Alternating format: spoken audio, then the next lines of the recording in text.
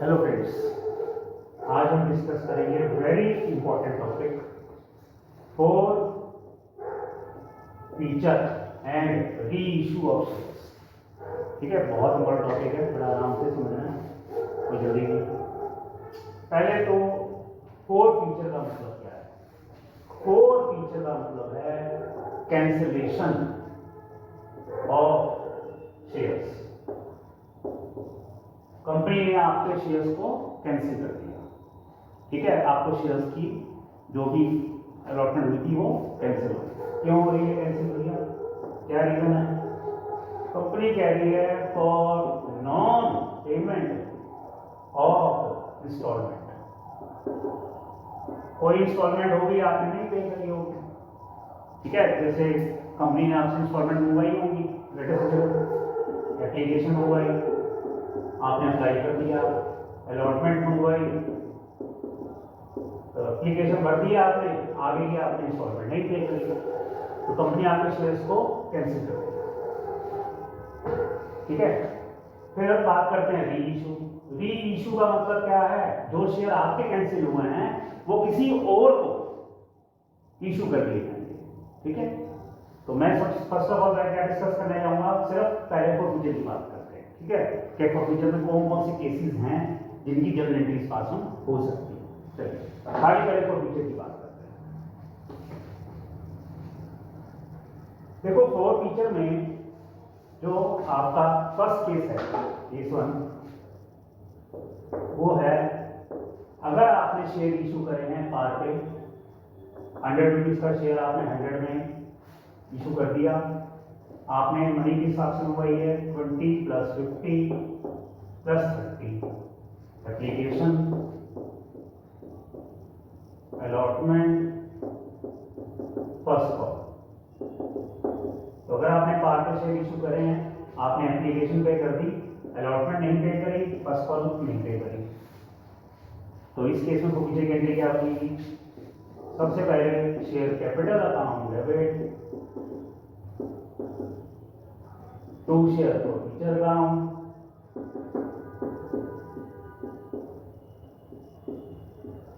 उसके बाद हम मेंशन कर देंगे जोन सी इंस्टॉलमेंट्स नहीं आएंगी, to share allotment account, to share first call account. अब मैंने ये शेयर कैपिटल को डेबिट में किया है। देखो, आपने जब बेसिक एंट्रीज मेरे साथ सीखी थी फर्स्ट क्लास में, मैंने क्या बोला था? कंपनी के लिए लायबिलिटी है। ठीक है, तो कंपनी की लायबिलिटी अब कम हो जाएगी क्योंकि कंपनी आपके शेयर्स को कैंसिल कर देगी। तो लायबिलिटीज अगर डिक्रीज करेंगी, वही 11th क्लास वाला कंसेप्ट, मॉडर्न अप्रोच, अगर लायबिलिटीज आपकी डिक्रीज करेंगी तो डेबिट होंगी, इसीलिए शेयर कैपिटल अकाउंट डेबिट हो गया। तो यहां अमाउंट कौन सा आएगा? जो भी आपका इशू प्राइस होगा, जितने में आप इशू कर रहे हो 100 रुपीज, वो आप मेंशन करोगे। अलॉटमेंट पहले भर लेते हैं, इजी काम। अलॉटमेंट का अलॉटमेंट में फर्स्ट कॉल, अब जो डिफरेंस रहेगा आपका 20 रुपीज, वो आएगा प्रोसीजर में। और ये 20 है क्या? ये एप्लीकेशन मनी है जो आपने पे कर दी, और ये अब रिफंड नहीं करेगी कंपनी आपको। ठीक है, तो ये 20 रुपीज के लिए हमने क्या अकाउंट ओपन करा? Share procedure account. मल्टीप्लाई करो, मान लीजिए अगर आपने 100 शेयर्स इशू करे हैं जिनको आप कैंसिल कर रहे हो, तो multiply with the number of shares.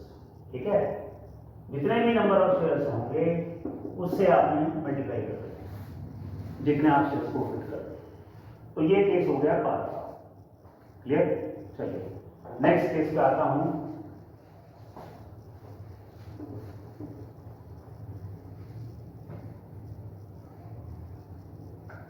Case 2।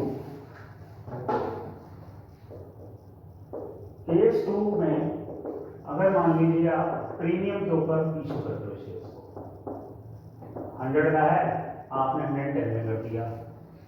पैसे कैसे मंगवाए आपने? 20 + 50, ये हो गया 70 और बचा गया 40। तो प्रीमियम मनी जो है वो अलॉटमेंट के साथ नहीं होंगे। चलिए अब केस क्या है। पहला केस मैं यहाँ पे लेके चल रहा हूँ, प्रीमियम आपका। सेकंड केस रिसीव हो गया। अगर प्रीमियम रिसीव होने का मतलब क्या है, अलॉटमेंट आ चुकी है, क्योंकि प्रीमियम कहाँ आना है, अलॉटमेंट के साथ आना है।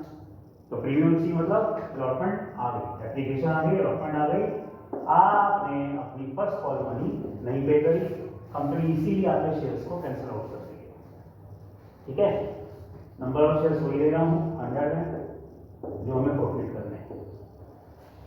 चलिए एंट्री कैसे बनेगी, share capital account debit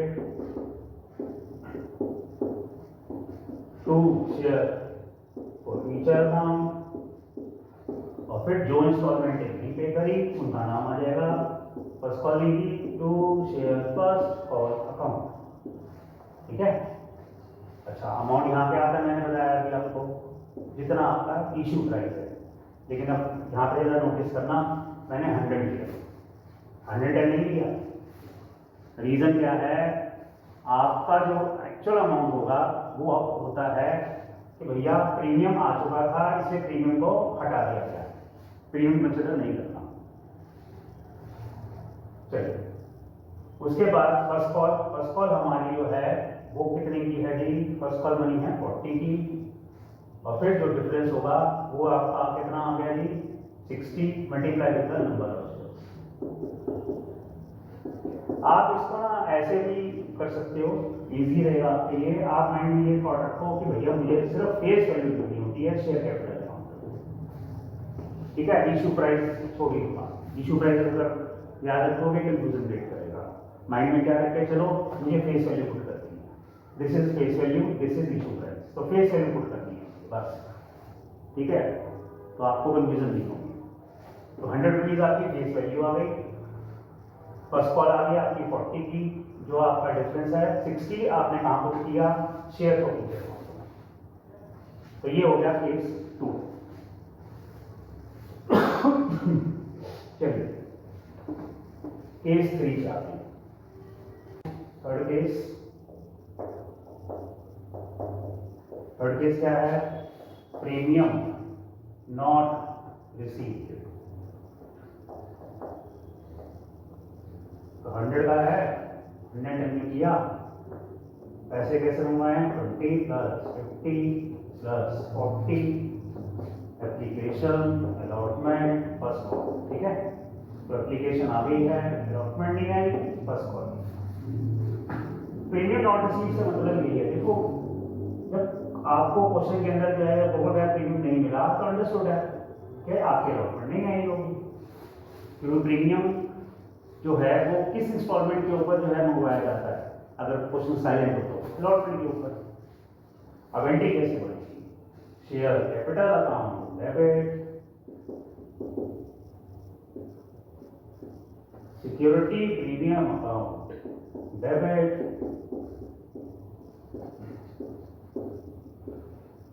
to share forfeiture account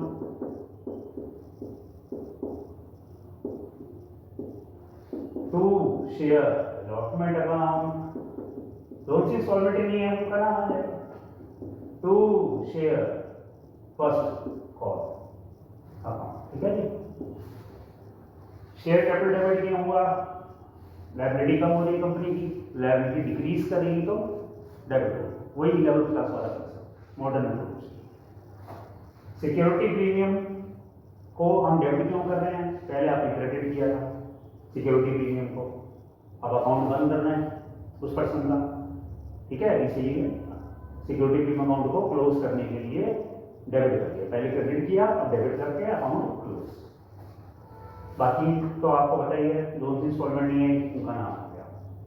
amount कैसा रहेगा, अमाउंट हम यहाँ शेयर कैपिटल में क्या लिखते हैं जी, फेस वैल्यू। ठीक है, 100, सिक्योरिटी प्रीमियम 10, अलॉटमेंट आपकी कितने की है 50 की, फर्स्ट कॉल कितने की है 40 की। ठीक है, बैलेंस टोटल हुआ 110, इसका टोटल हुआ 90, तो जो डिफरेंस बच गया 20, और ये 20 है क्या एक्चुअली जो आप मनी रिसीव कर सकते हो। ठीक है, क्वालिटी की ये हुई है। चलिए ये होगी बात। Again multiply the number of shares, 100 shares ये ज्यूम कर रहा हूँ, ठीक है। क्वेश्चन में आपको गिवन होगा सब कुछ, 100 शेयर्स हैं जिनको आपने प्रॉफिट करना है। ये आपके तीनों केसेस हो गए, प्रोसीजर टॉपिक इज कंप्लीटेड। अच्छा यार, मैं एक बात ये बोल रही थी, व्यूज़ तो बहुत अच्छे आ रहे हैं आप लोगों के, अच्छा रिस्पॉन्स मिल रहा है, मुझे लगता है वाकई कि आप लोग वेट करते हो, ठीक है। लेकिन यार व्यूज़ ज़्यादा आ रहे हैं, सब्सक्राइब करना है भाई, सब्सक्राइब भी कर लो और शेयर भी कर लो, ताकि मैक्सिमम स्टूडेंट्स का बेनिफिट हो सके और स्टूडेंट्स भी पढ़ लेंगे, ठीक है। Thank you.